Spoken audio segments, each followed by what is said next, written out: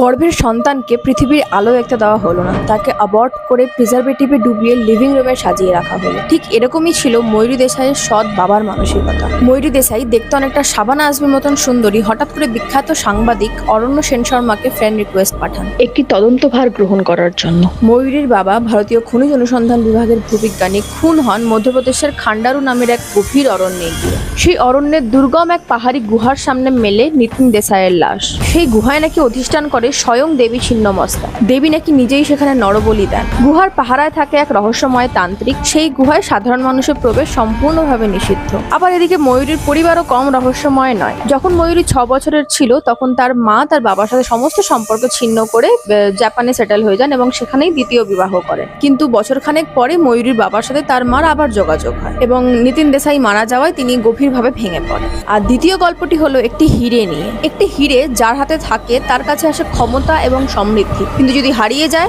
তখন শুরু হয়ে যায় পতন।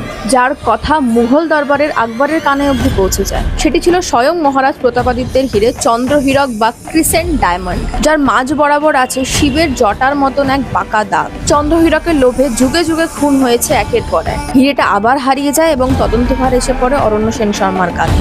পারিবারিক রহস্য, থ্রিল, সাসপেন্স নিয়ে এই দুটো বই বেশ ভালো এবং দুটো বইয়েরই আমি পার্সোনাল রেটিং আমার ক্যাপশনে দিয়ে দিয়েছি, তোমরা চাইলে দেখে নিতে পারো।